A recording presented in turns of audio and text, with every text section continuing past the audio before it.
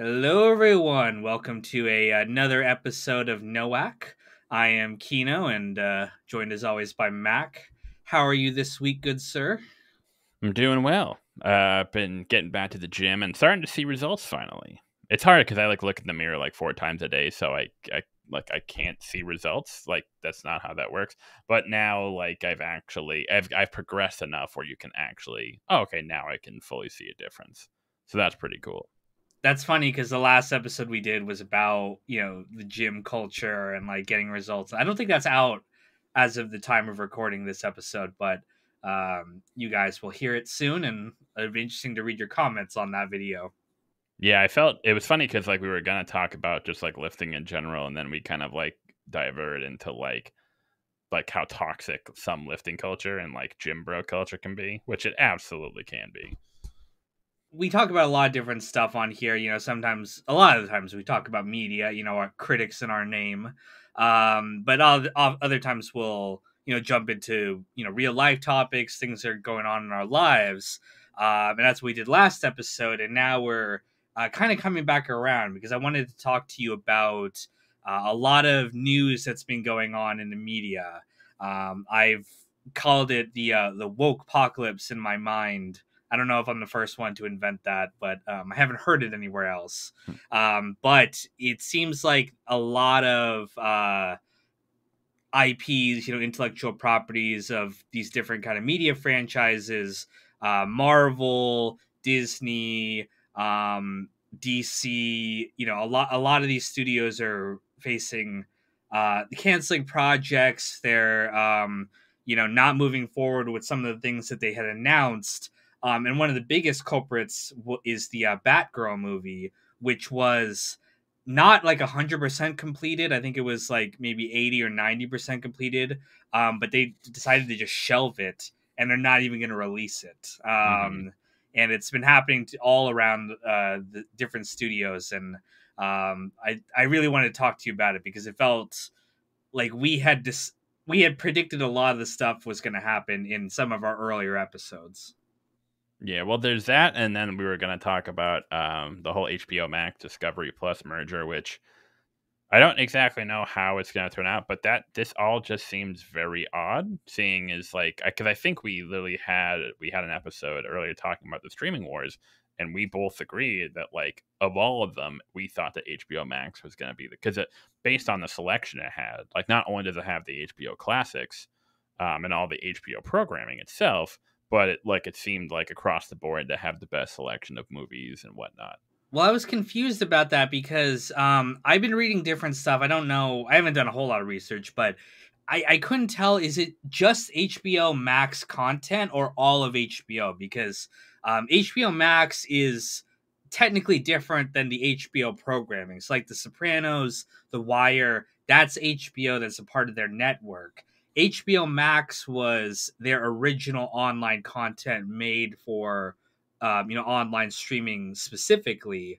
And I couldn't tell whether that was what's going on Discovery or all of it was going on. Yeah, I'm not sure either. I do know that they were worried that a lot of the shows wouldn't be getting renewed.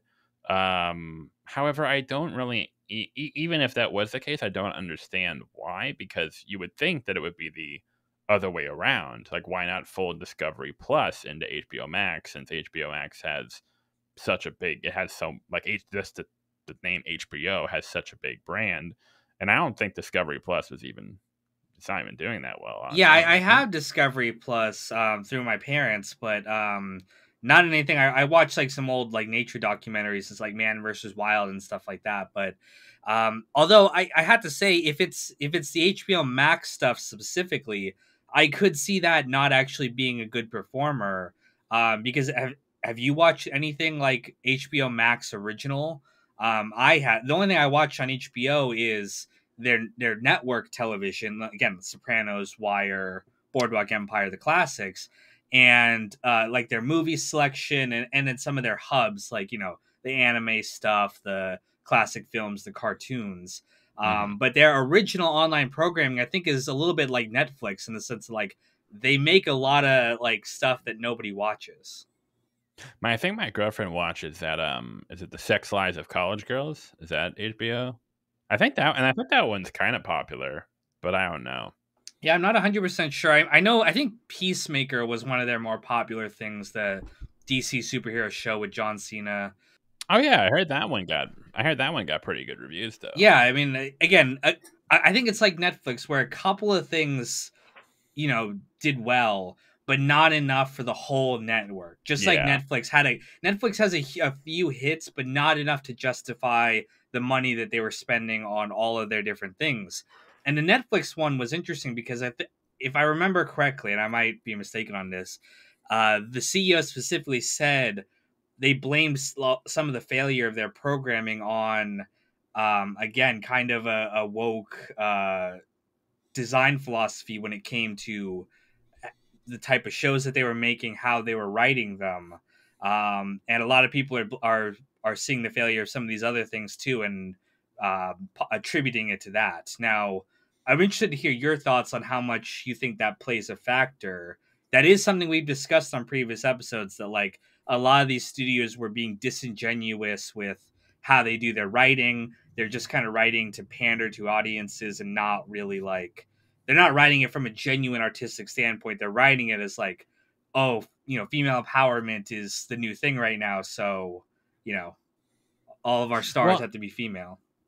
I think the issue is that I don't think that was has been like really the issue at all. I think like the entire like woke thing is such a drop in the pond compared to just the fact that, like, so for example, let's take Disney. Like, we all agree that Disney's marketing when it comes to like their quote unquote diversity representation has been pretty shit. Like, again, like how many like first gay characters have they had?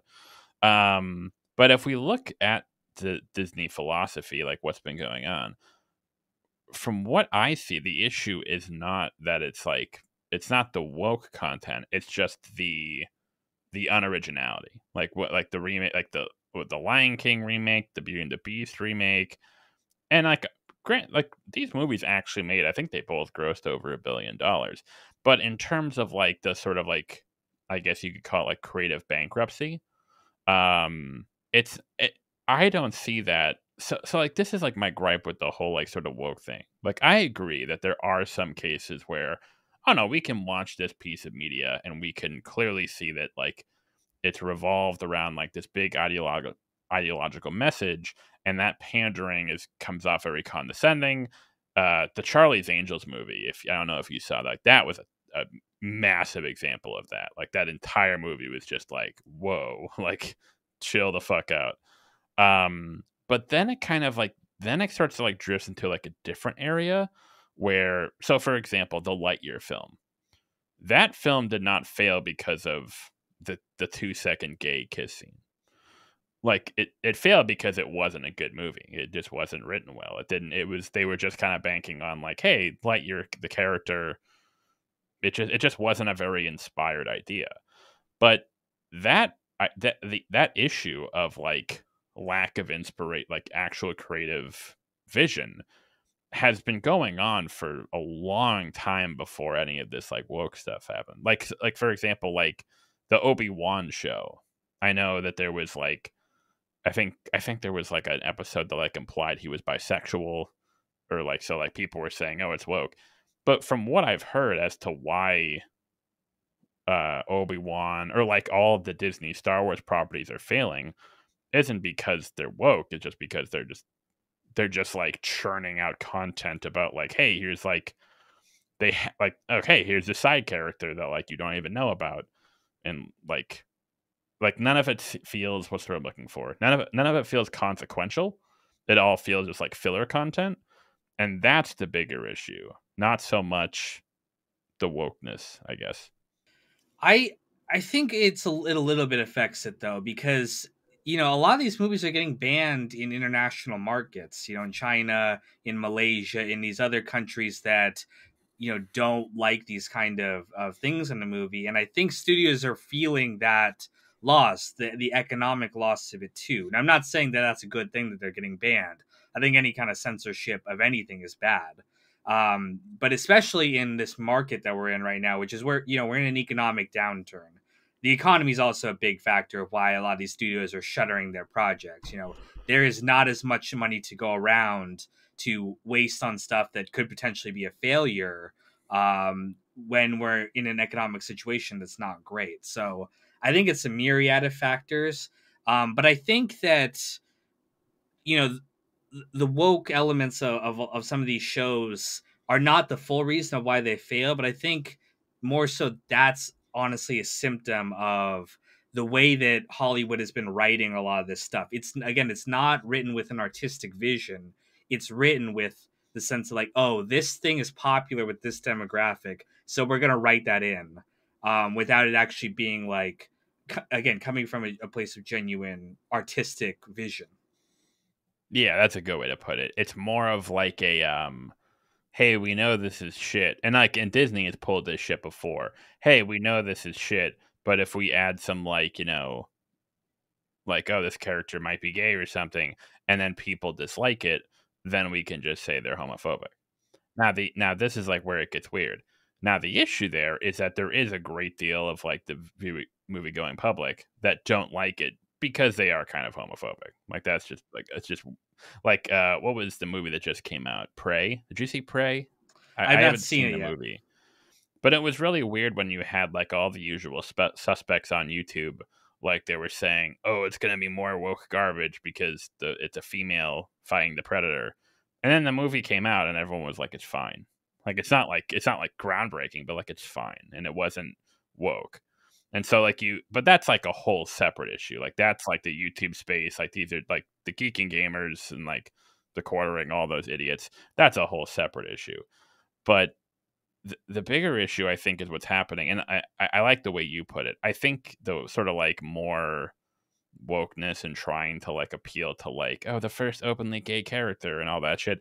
That's sort of Disney trying to mask that they have that like their writing is just shit. There's like they're just creatively bankrupt.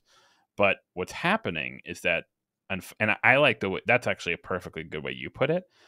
What's happening is that I think sometimes people focus too much on like it's almost like they think like if you take like the new Star Wars trilogy, well, if Rey was actually a guy, if she were a male character, then it wouldn't have been written badly. And it's like, no, it probably still would have sucked, but it wouldn't have had like that like tinge of like female empowerment. But it's sometimes it feels like people kind of like blame that for why the writing is bad as opposed to your viewpoint, which I think is like right on the money. That's more of a symptom of the fact that like the entire industry is creatively bankrupt. And so they're just like, hey, let's throw in a gay character because then we can use that for marketing and make us seem like we're being progressive and shit. Yeah. And I think when I say woke, I want to be specific about what I'm talking about, which is, and this is just my definition. Everyone has their own kind of interpretations about what this means. But when I criticize, this woke writing, I'm specifically criticizing the style of writing where it's like, it's not just that we have to have like a female character, we have a black character, a gay character, they like that. What I'm criticizing is that the plot has to be about how they're overcoming like patriarchy, they're overcoming, racism, when oftentimes that's not the story, is not really like, that's not how it should be set up. It's kind of forcing this conflict. I saw this latest, again, I don't watch any of the Star Wars stuff, but I saw this latest thing that like in one of their new projects, one of the worlds is like it's like inspired by Trump's America. And I'm like, is this really the place where we should be telling like American geopolitical allegory? Like this is supposed to be like a fun sci-fi space opera kind of thing. And I think you're shoehorning in this thing because you're trying to make commentary about America when this just isn't the story to tell it. Now, granted, there are stories that naturally lend themselves to like political commentary. The Wire is a great show like this, where politics and racial interaction is absolutely part of the narrative. It makes sense. It feels authentic. But Star Wars, I haven't seen. I don't watch it because they're shit, and I don't watch shit. But I one of those in the second movie or something like that, a lot of people were complaining about like the female character, and it's not just that the female character was right, but it's like the male character was wrong, and he was wrong because he was sexist, and it feels so forced, it feels so fake. And I think that's the kind of writing that's getting a lot of these networks in trouble, because nobody wants to watch that. Even the people who kind of support this, I think at their core, they still want good writing. They want diversity and all this kind of stuff. But they want it to be in like a genuinely authentic, again, like I keep repeating myself, but a genuinely authentic artistic experience. Yeah, wait. So which movie was that? The female character with the male I think it character? was the second Star Wars or something. The one after the reboot. Again, I might be Oh, talking out of my ass, but Last Jedi. the Last Jedi, yeah, and like Oh, Poe or something was oh, like people were saying that like, oh, it was he was like being misogynistic, and that's what the conflict. Again, I might be talking out of my ass, but oh. I I I'm just think using that as an example. I think that with the whole situation. Well, that's the other thing too, is that I think there's like now we're kind of like in a culture where like, and it's really annoying, where both sides will read into things like way too much. Like, so for example, like how you were talking about, again, I'd have to like take a look at it, but like when you were describing like, oh, this world that's a commentary of Trump's America, I wonder if like if someone hadn't said anything, like a producer or something, would anyone have put two and two together? Like The Boys. I know I haven't started the show yet, but I know that show is like there's a lot of like direct commentary on like they kind of use like Trump's America as a comparison. But that makes sense because it's supposed to be like the entire show is like a big like allegory and like satire of like politics and superheroes. So that makes sense in its context. But with Star Wars, yeah, if you're just like if you have like one of the characters like walking along and then someone's like make Endor great again or like some shit like that, absolutely, I'm like, get that shit out of here, like that's just stupid. I think what it was in The Last Jedi was that there was a whole subplot of like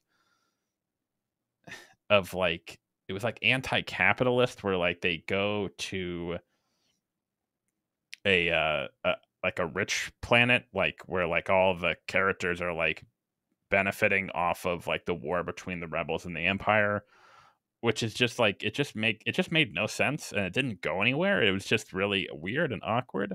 um I think I might know what you're talking about like the whole like misogynistic. Again, I only saw the Red Letter Media like review of it, the Mr. Plinker reviews or whatever. So again, I might be talking on my ass, but it was like the main woman character or whatever, she had like a secret plan, and then the guy was like criticizing her Oh, plan, but it was Poe and because Holdo, yeah, yeah. because she didn't explain what the plan was, and the message was like to trust women or something. And again, I might be talking my ass, but again, that's people were criticizing again that kind of writing, and I don't think it's necessarily that it's like, oh, a woman's in charge here or something like that. I don't think that's the real problem.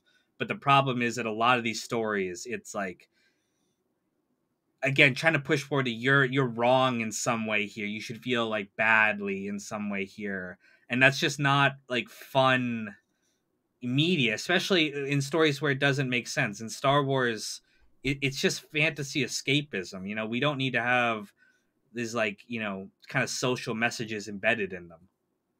Or I mean, like you can have like that's like sort of like the big. That's what's like really annoying about like the dichotomy between it. There are people who say like, "Hey, it shouldn't be like political at all," but then the other side's like, so for example, like people will often point out that like, hey, the original Star Wars was like it kind of was an allegory for like the Vietnam War, like it like the general like and like the sort of like threads of fascism are like like it's an evil empire, like of course, and like all the soldiers are in white, and you can like read into it farther if you want, but so like yeah, so there is like a political lens you can view it through, but you can also watch the film without that lens, and it's still like you can still enjoy it. But then there's the difference where I'm trying like imagine like the first Star Wars where like they're fighting the Empire, and then at one point like there's like a big debate scene about like fascism in outer space. Like it's we get the point. The point is inherent in the story, and that's kind of what gets me when people say like, "Oh, why are you making things political?" It's not so much that like certain media, like so for example, a film like Avatar is incredibly political because like it isn't like textually there is no like scene where it's like the colonizers are but like textually it's about like an like an other planetary force, an imperialistic force coming in and like destroying like native land. So like it's obviously like you can view it through that political lens, but it's woven into the story. It's like implicit in the story.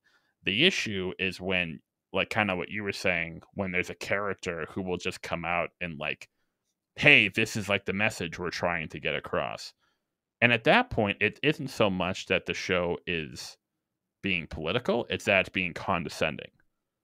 It's being it's like plenty of pieces of media are political, like they have political messages, they're making political points, but they do so implicitly. It's like, hey, we're making the like No Country for Old Men. You could argue that is a very like it is a critique of capitalism, but it doesn't do so by like having a character come on screen and it's like, capitalism is not good. It's like, no, it's implicit in the story. If you're actually like watching it and what's happening, like the audience can put two and two together. But it's more, yeah, it's more, and it kind of goes back to the whole idea of like creative bankruptcy. It's like writers thinking the audience is like 5 years old and needs to be like spoon fed. Here's the message, kids. And that to me is the bigger issue. Not so much of the messages that they're preaching, it's how they go about communicating said messages. I don't want to go off topic here, but maybe I need to be spoon fed that. I've never heard of No Country for Old Men being a critique of capitalism. Well, you could is it just because they're chasing the money? Well, you could argue that the entire point of Llewellyn's like entire journey is that he's so obsessed with like finding this money that it ends up leading him to ruin. But that's like, well, even because like it's also in comparison to like No Country. Have you read the novel? Yeah, so like when we kind of like draw it with like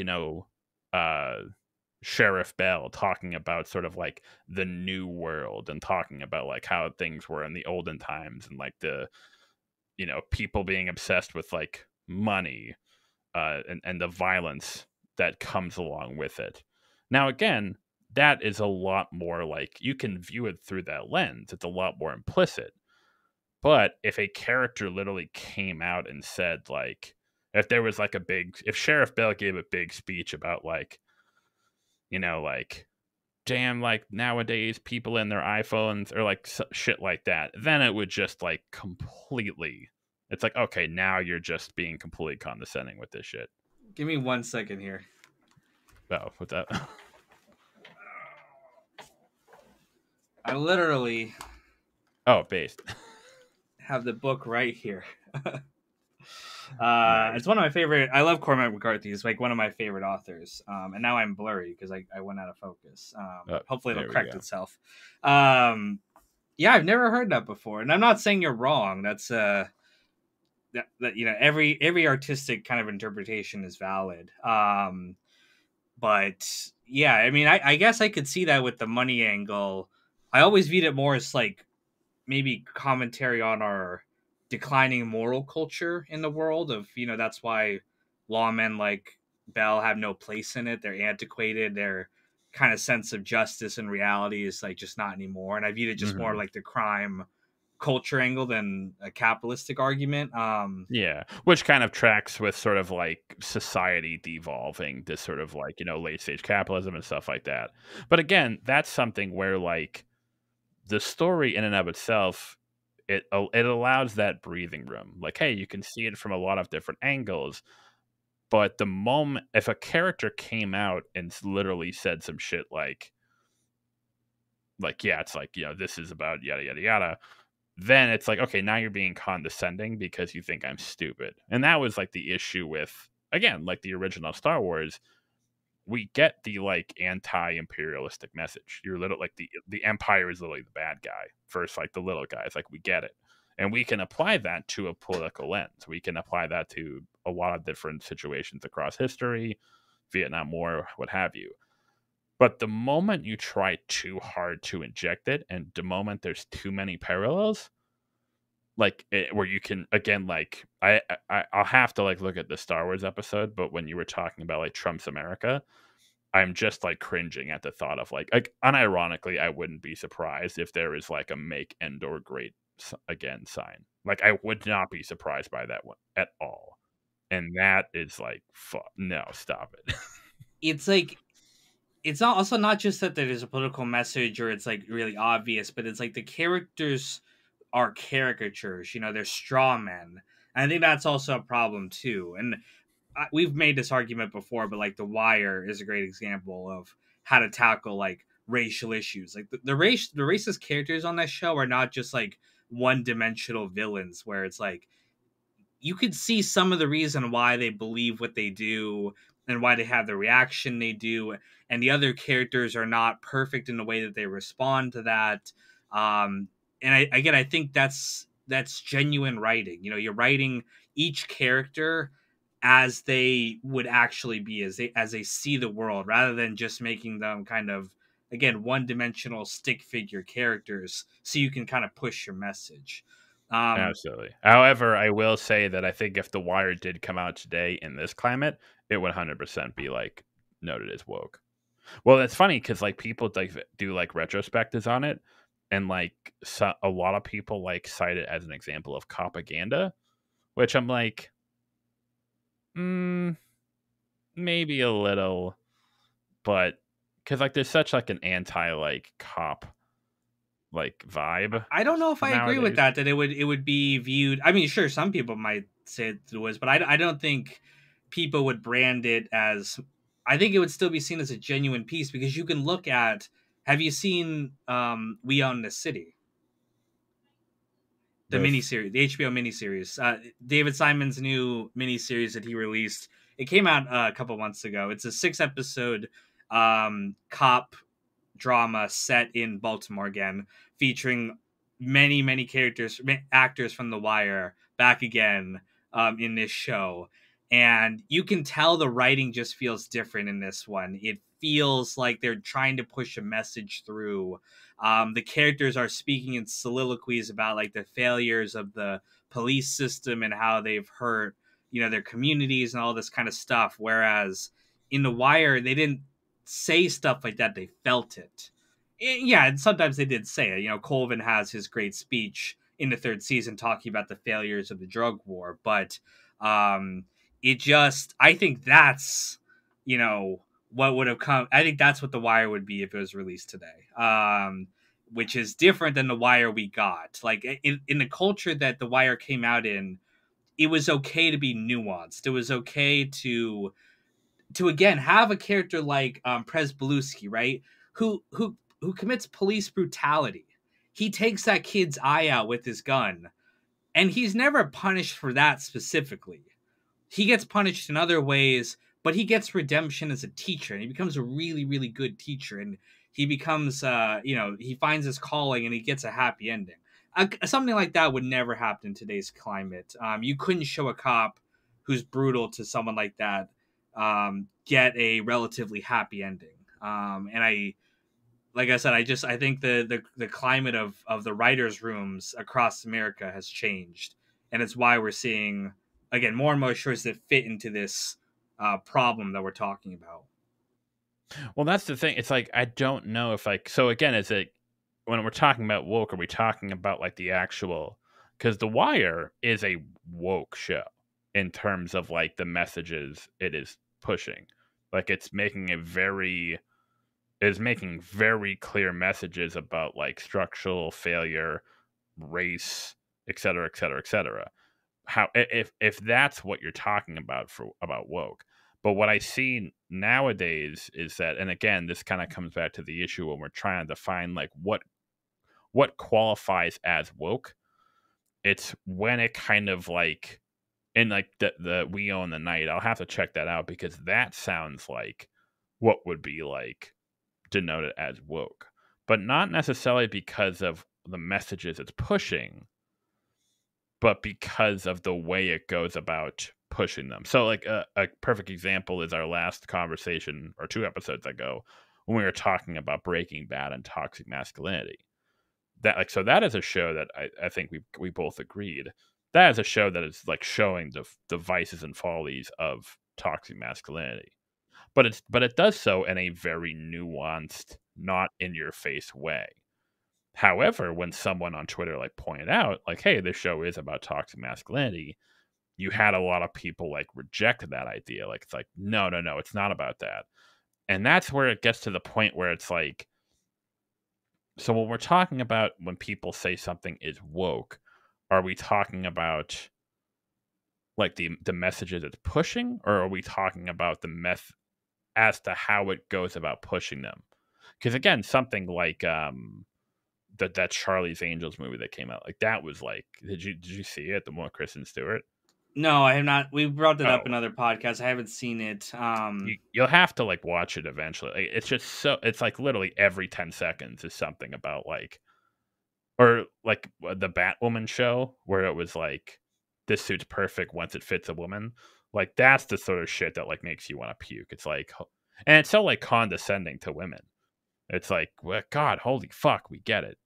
Whereas something like Prey that came out, that was something that people said, it's like, yeah, you're showing a woman in an empowering role, but you're not like the message is there. It's the same message that all these other shows are pushing, but it's not signaling it so hard that it becomes condescending. And that to me is where like the line is. Like when it becomes so blatant that it's condescending, that's kind of what where it crosses the line into quote unquote wokeness. Yeah, I think maybe a more accurate term is like SJW. That has a clearer kind of connotation, right? Where it's like, because I think woke originally meant,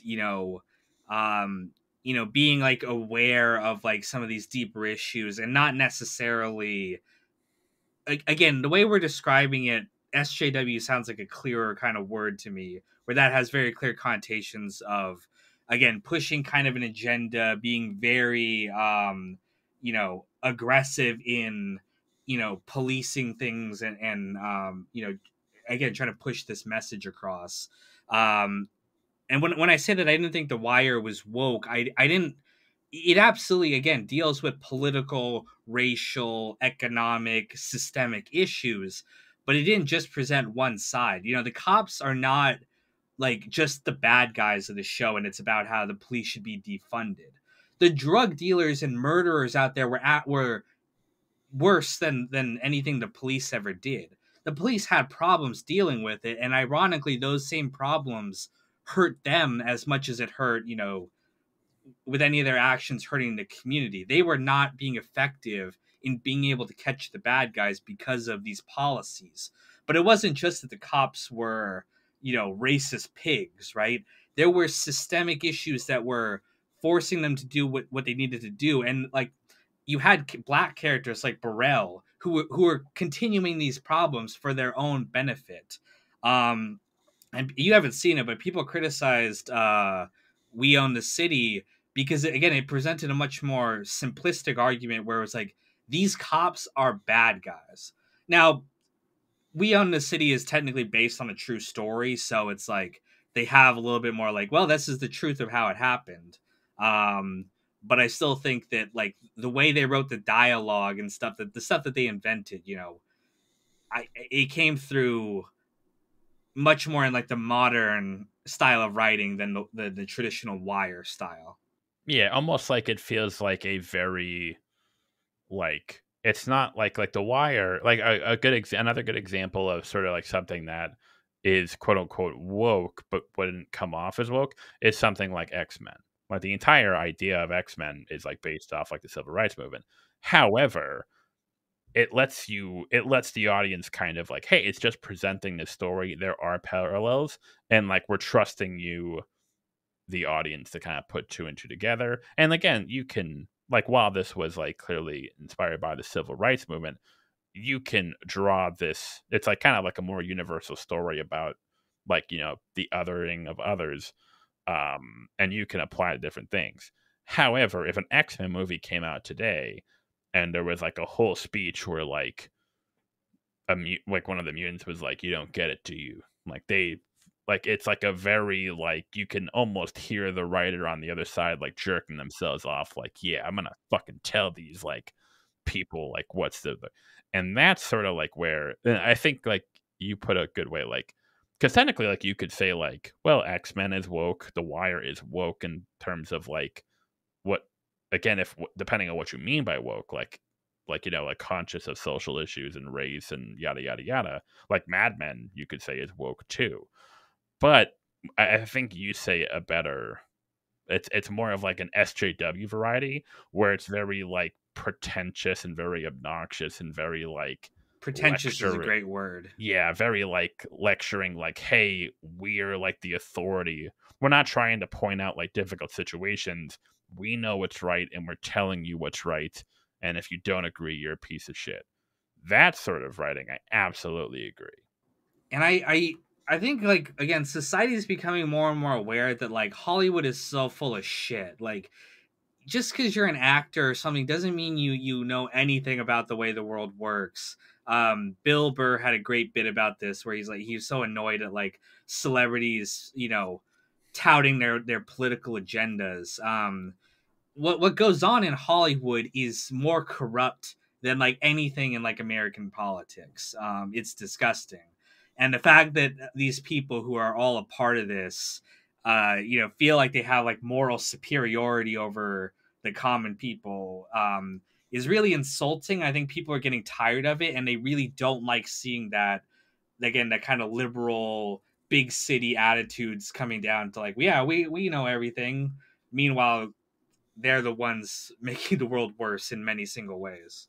Yeah, again, it's like that air of condescension and that's I think where it comes from. A lot of like the like sort of like and again, it's like for like a lot of like the oh a great example was well the critical drinker whined about it but he's like one of those like bitchy guys a perfect example is in did you see No Time to Die, the last Bond movie?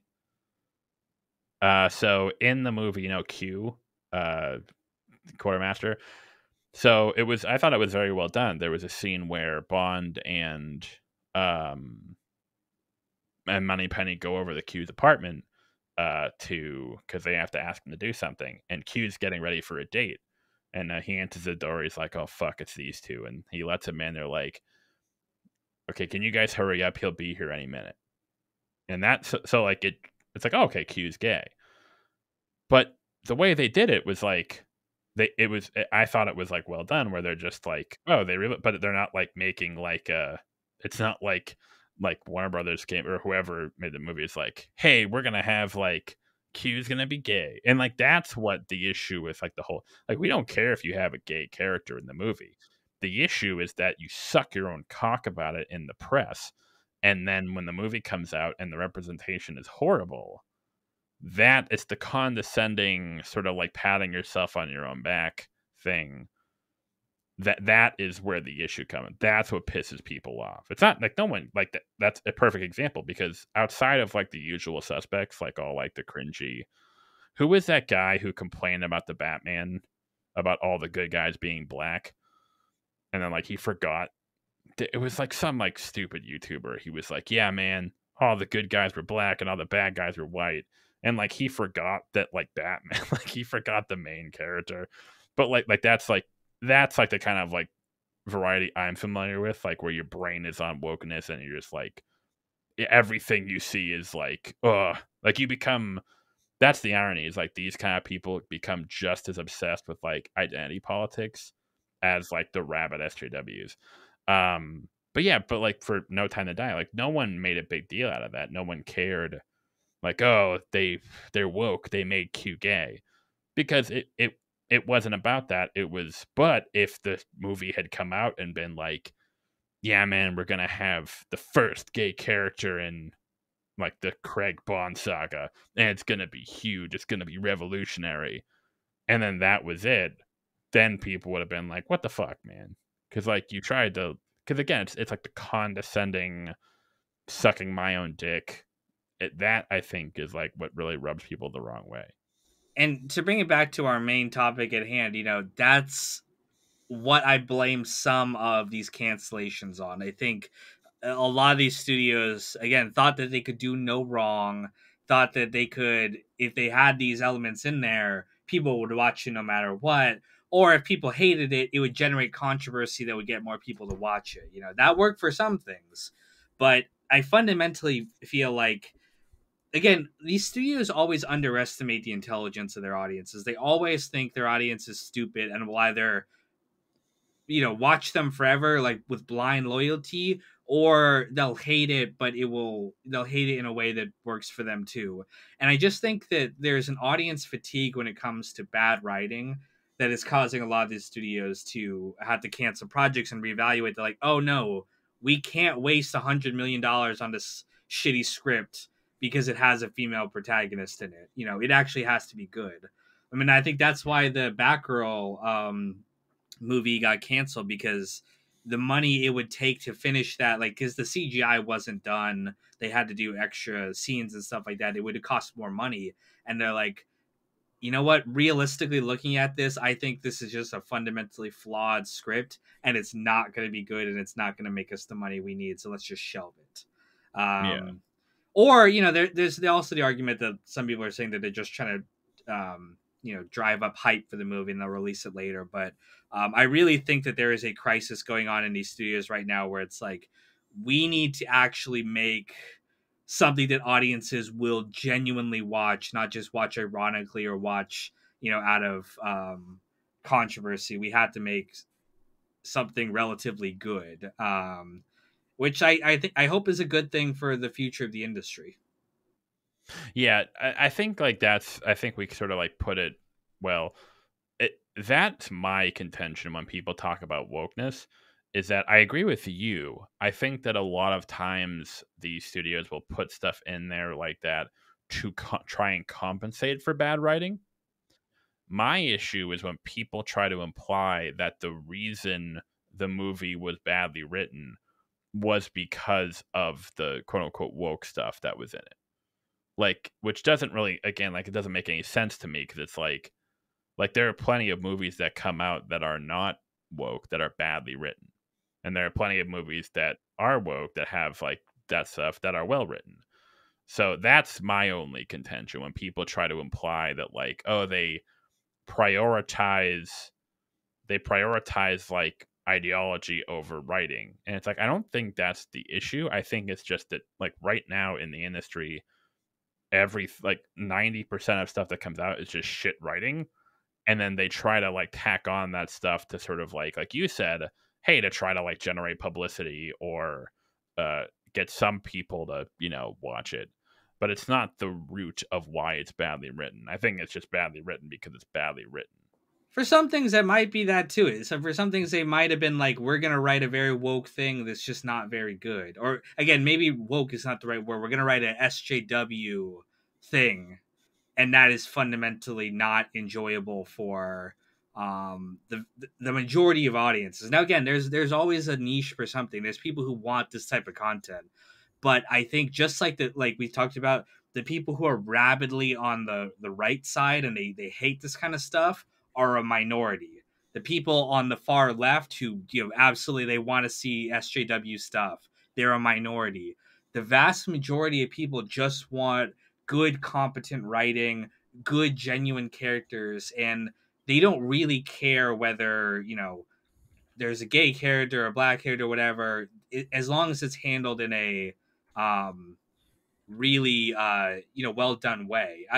I've been watching Battlestar Galactica recently again. I watched it a long time ago, and I love the show. Have you ever seen it? No, not really, no. Okay, it's a really good show. It's on Peacock. If you, it's free with ads if you want to watch it. But it's a remake of the original show was in the 1980s, and this is like one of the very few things I've ever seen remade that I thought was better than the original. I think that they recast a lot of the people as minorities, as women. The main character, Starbuck, is played by Katie Sackhoff, a woman, and she's fantastic in the role. And it's not that the guy who plays the original Apollo is actually on the new show as well. He plays a new character, but it's like it's not bad at all. It's fantastic the way they wrote these characters. They feel genuine. They feel real. Um, and I think that is a great example of how you add diversity that I think the original show needed. I think it was a little bit too simplistic of a story, and the new elements make it just much more interesting. Like the politics and like all this kind of stuff like are part of the story and they add to it. And like I said, the remake of Battlestar Galactica is just absolutely fantastic. Yeah, I haven't really got. I've heard good things about Battlestar Galactica, and or like The Expanse is another one. I think we've talked about this. I'm probably a broken record, but I'm always I don't think that they could sci-fi television works as a form. It can, but I think it ends up kind of like drifting into sort of like sci-fi fantasy, which isn't necessarily a bad thing, but it kind of I've yet to see like I think you mentioned Dark on Netflix is a good example. I think sci-fi, like pure sci-fi, and like a long form like television series, I think that's like one of the hardest things to pull off because the at least for me, the entire point of sci-fi is to kind of like you take a small change, like a single like reverberation, and then you kind of explore the reverberations of it. And you can kind of only go so far with that until you have to start like adding up. I hate Looper because of this very reason, even though some people love that movie, but I hate it for that very reason. I don't did I bring this up last time we talked about this, but like Black Mirror being a great example of that, which is because it's a series, like it's Perfect. like an anthology. Each episode can be about just one thing and just follow it to its Exactly. logical conclusion. Like the one about like the two friends who like fuck in the video game. Yeah, Uh like that was a cool concept. Like, okay. But if yeah, that was like a 6 episode miniseries, I'd want to yeah, like jump out of the window. Like I was like yeah. Well, they had to add other stuff again to keep it interesting, and that's a problem with television in general. Um, but I am really proud of us, I guess is the right word, of again not predicting. Like we didn't predict this stuff would happen because we to predict it we'd have to say like, oh, it's going to happen at this certain time or whatever. But I think this is validating for our criticisms that like other people feel the same way we do, and we're not off the mark, you know, with criticizing with these shows or these movies or these studios. Like I worried at our Marvel thing, the next phase of Marvel was going to make, $20 billion. And it's like, well, you guys are fucking stupid because you said the Marvel franchise was going to fall. But no, like a lot of their IPs have been underperforming. And I think it's because of the reasons we talked about in that episode. yeah, the irony is that the irony is that I actually think DC, if they do what's right, and actually now that the whole Ezra Miller thing is happening, I actually wonder if DC is going to, because now I don't know what they're going to do about the whole, extended universe. Like can they even right now? Like there so many of their They canceled so many of their projects. yeah, like it's just they're just kind of cutting their losses and like they're going back to or like what I think they should do is just like look, just stick to the one-off stories like the Batman trilogy, Joker 2 is coming out. Do shit like that. And then you can like try new things. You can try like out there things. And that way you can still try cool new things while still having a recognizable IP that Like I didn't think Joker was gonna make over $1 billion. Like that was insane. The Batman I think is up to like 700 million. Whereas with Marvel, is while that formula of like the whole like extended universe thing, it worked for a while. Now it's getting to the point where it's too much. They've introduced too many characters. There's too many plot holes. Where was X during Y? They're having trouble. Someone pointed this out. Did you see Eternals? No, I Okay, didn't. so in Eternals, spoilers for Eternals, even though that movie sucks, so you don't have to see it. But at one point, one of the Eternals, like like those big those big like space humanoids that are like the size of planets. Well, at the end of the movie, like he kind of like comes out of the ocean and like his head and hand is sticking out. It's a really cool epic shot, but like the implication is that like that that Eternal is just there in the middle of the ocean sticking out of the water, and no one mentions across, and like that's what's happening is because now you have all these different things that each individual show or movie has to, like every movie now has to mention the Thanos blip, or like the Thanos whatever it's called, the blip or whatever it's called. And they have to take that into consideration. And what's going to happen is eventually is the writers are gonna start to forget. I think the writers are just gonna start to forget shit. It's like, oh yeah, shit, this happened. Oh yeah, crap, that happened. And it's not because they're quote unquote bad writers.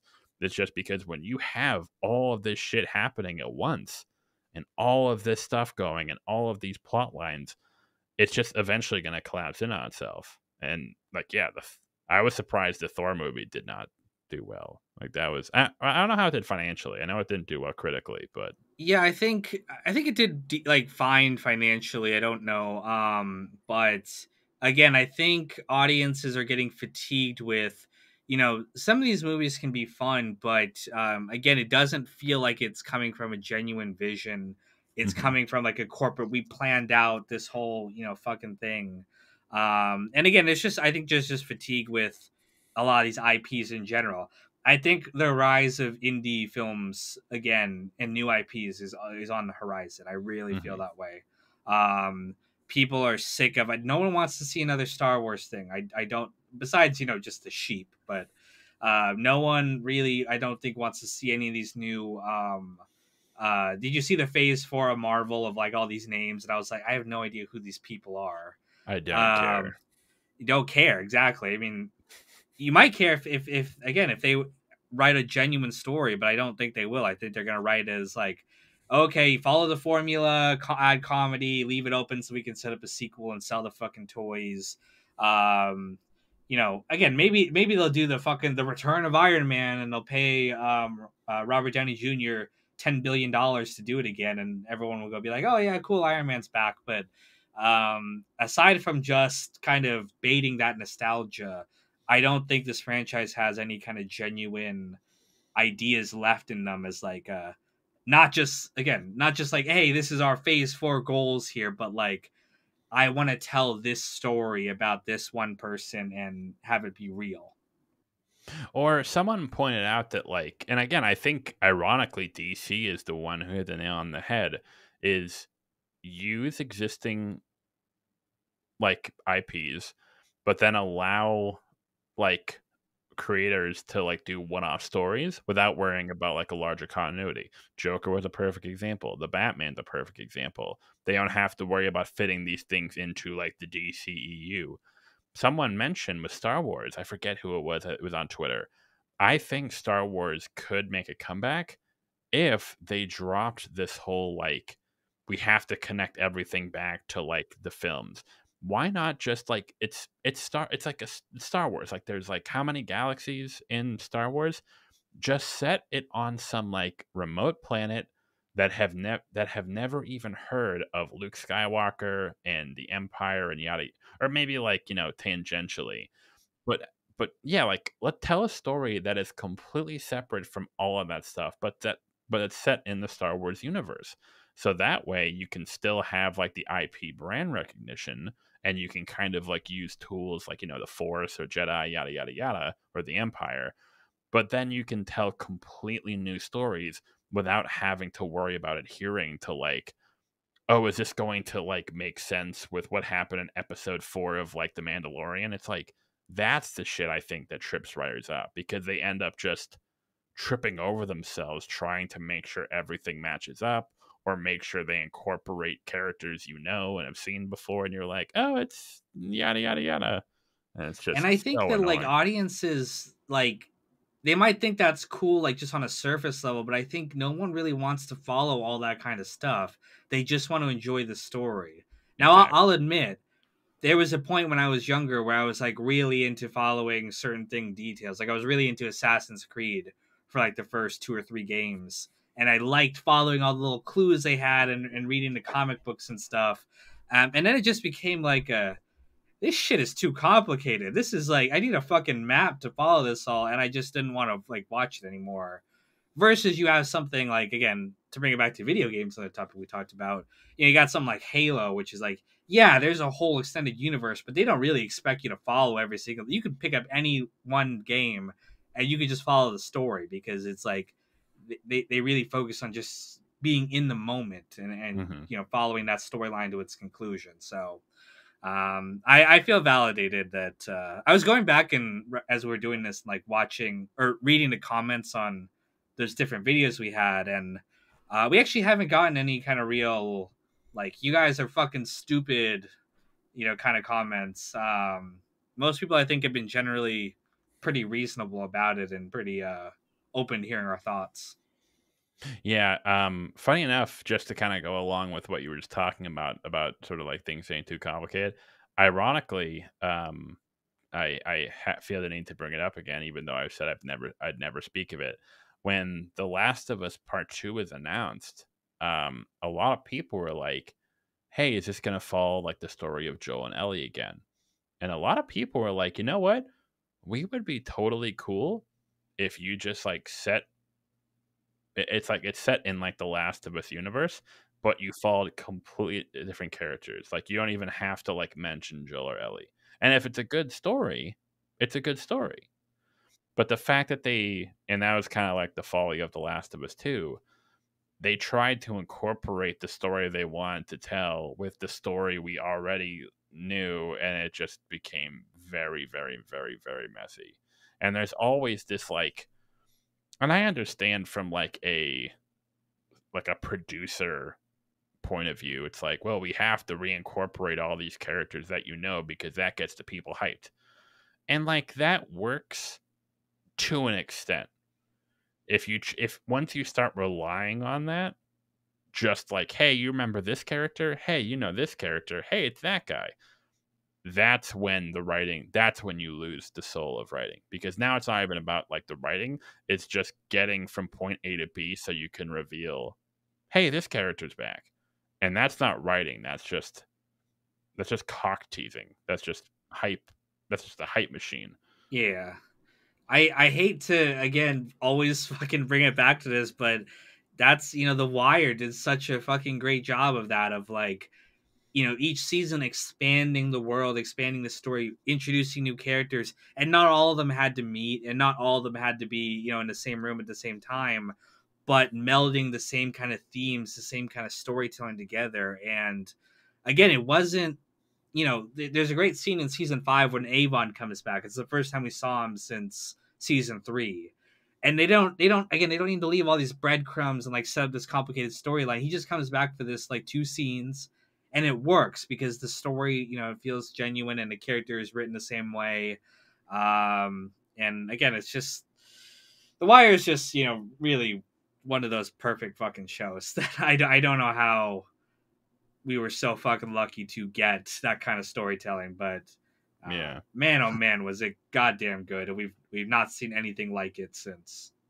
Well, it's such a good point that you brought up, because The Wire, it did have those like meetings where like, hey, this character and this character meet, and like you would never expect it to.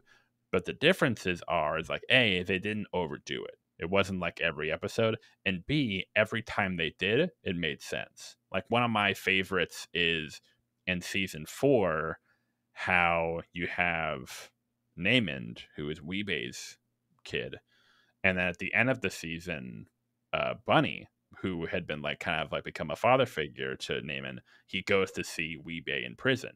Like that scene was like, oh shit, like Bunny and Weebay. But it wasn't just like two characters walk by. It's like, hey, hey. It's like it wasn't stupid shit like that. It was like, no, these two characters are in the same scene together, but it makes sense from a story perspective. It isn't like a shock value, like, whoa, look, these two characters are together. It's like, no, this makes sense. It's a fully realized world, and these two characters interacting at this point makes perfect sense, and that's why it works. It wasn't just like a woo, this character, whoa. and it's just for that one scene too. It's like, again, a lesser show would have done something like, Weebay, you and me need to team up to go outside the law in order to save your son from the cops who've kidnapped. Like, it's like, it's not, it doesn't have to, like, that scene, that the dialogue between the two of them, it's only that one scene. It's only like maybe a couple of minutes, but the dialogue between them and the way they talk about their, the shared heritage of being in Baltimore, one of the most powerful scenes of the show. I mean, every scene with Colvin is just fantastic. He's my absolute favorite character on that show. But um, again, so genuine, had a clear vision of, like, what they were trying to accomplish with this character. Fails at pretty much everything he does. But man, the way he managed to just save that one life, that was such a more powerful story than like any of these kind of like big overarching stories that these studios are trying to tell to get people in the seats. It's like, no, this him saving Namond, that is such a just a powerful message. And I don't want to get off track into like a whole Wire discussion, because I will talk about this for fucking hours of just how incredible that show is. Let's just have like like a couple episodes. We'll just have like a Wire like fangirl-a-thon, and We gotta have the Wire fangirl episode. We gotta have the Sopranos fangirl episode. I want to do like maybe like a book club style episodes where we're like, oh, we'll pick a movie one week and like, hey, let's just talk about this movie. I think that'd be fun, and maybe the audience can like vote on what they want to see too. I'd very much like to do Fight Club, because I'm very upset that people still miss the point of that movie. Like, I still see like masculinity gurus who like unironically have like Tyler Durden quotes in their like bios, and I'm like, stop, please. I'd love to do Fight Club. That was one of the books I was thinking. I used to have this series where I like compared the book and the movie version. I mean, I did No Country for Old Men, and Fight Club was on that list. I just kind of stopped doing them because I didn't get a lot of views. But I'd love to talk about Fight Club too. It's a great movie. And it's just so funny how so many guys miss the point when the entire movie is like one big metaphor for like guys on the DL like having like sex with each other. And it's just, oh my god. And it's like, so how did so many guys fucking miss the point? Oh, real quick before we finish up, and I know again you may not want to speak too much on it, but now with one episode left of Better Call Saul, how are you feeling about the pending ending? I have not enjoyed this season, to be honest, and people have been giving me shit about it. We talked about that in the dumb comments episode. I there was like 2 episodes in a row I really liked, and then I just have felt that the season as a whole has been weak. And the more and more I watch it, the more and more I feel like COVID really fucked up. Like it feels like they had to film scenes and had to write it in such a way because they weren't all in the same spot at the same time. And I wonder, as time goes on and we'll learn more and more about the behind the scenes details, I wonder how much of that is to blame. But I am really excited for Monday. I can't wait to have that review. I can't wait to share my thoughts and see what the audience hates me for this week. But it's an exciting time. Yeah, one thing I've heard is that, and it's interesting, and this could be good or bad, is that what I've heard from a lot of fans is that like we don't really know what's, and that's like the one thing with like Breaking Bad was that the ending, it was kind of leading into like the final episode. It was set, the conflict as to what was going to happen was very clear. Not exactly like how it was going to turn out, but like what the final conflict was going to be. It was very clear, and like purposely so.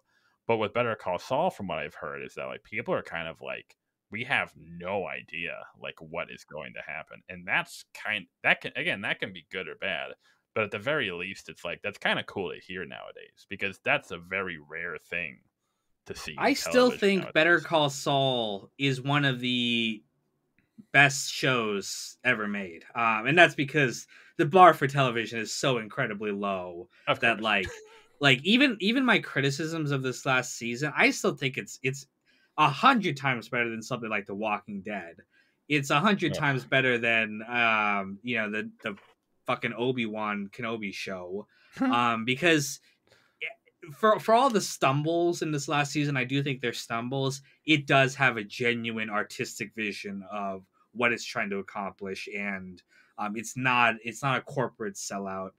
It kind of technically is, because Vince Gilligan has said that like they made the show so that they could keep the Breaking Bad cast together, and the crew all together. But besides that one thing, like it does feel like a genuine show.